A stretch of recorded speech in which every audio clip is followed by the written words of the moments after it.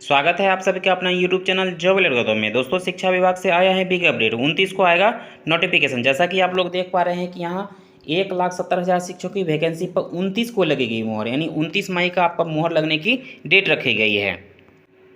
ये जो खबर है आपका आज दैनिक भास्कर का है और दैनिक भास्कर में ही जैसा कि आप देख पा रहे हैं यहाँ 28 मई 2023 की है। इसी में दोस्तों यहाँ दिया हुआ है कि आपका कल फाइनल हो जाएगी 1,70,000 शिक्षक भर्ती परीक्षा की वैकेंसी। चलिए दोस्तों, मैं इसका विस्तृत रूप हम इसको पूरी तरह देखते हैं, लेकिन बताना चाहूँगा कि अगर इस चैनल पर अगर आप पहली बार देख रहे हैं तो चैनल को आप लोग सब्सक्राइब कर लीजिए और वीडियो को अंत तक देखिए। इस नोटिस में दोस्तों दिया हुआ है, जैसा कि आप देख पा रहे हैं कि यहाँ कक्षा 1 से 12 तक 1,70,461 शिक्षकों की भर्ती के लिए परीक्षा पैटर्न सहित वैकेंसी से जुड़े सभी मामले 29 मई को फाइनल हो जाएगी। आगे दिया हुआ है कि बीपीएससी के अध्यक्ष जो है अतुल प्रसाद की अध्यक्षता में शिक्षा विभाग और सामान्य प्रशासन विभाग सहित बीपीएससी के अधिकारियों की होने वाली बैठक में वैकेंसी से जुड़े सभी पहलुओं पर चर्चा होगी। इसके बाद वैकेंसी जारी होगी। आगे दिया हुआ है कि इसके पहले बीपीएससी ने वैकेंसी का प्रारूप शिक्षा विभाग को भेजा था और ताकि विज्ञापन में किसी तरह की कमी और गलती न रह जाए।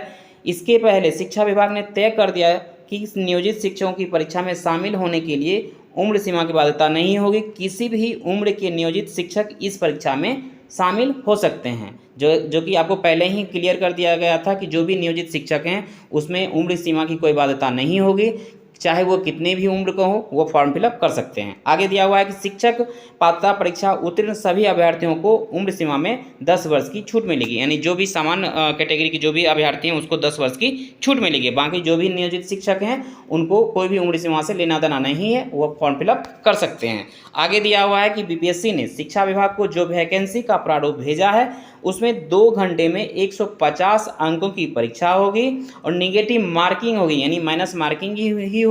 और आगे दिया हुआ है कि यानी एक प्रश्न के 5 विकल्प होने की स्थिति में अगर आपका एक प्रश्न में अगर 5 विकल्प है तो आपको 4 प्रश्नों के गलत होने पर 1 अंक कटेगा। यानी अगर ऑप्शन में अगर 5 विकल्प दिया हुआ है तो अगर आप 4 गलती करते हैं तो 1 सही वाला आपका कट जाएगा। आगे दिया हुआ कि जबकि एक प्रश्न के 3 विकल्प होने की स्थिति में 3 गलत उत्तर पर आपका 1 अंक कटेगा। यानी अगर ऑप्शन के आधार पर कहने का मतलब ये है कि अगर ऑप्शन में अगर 5 विकल्प दिया हुआ है तो 1/4 आपका नेगेटिव मार्किंग रहेगा।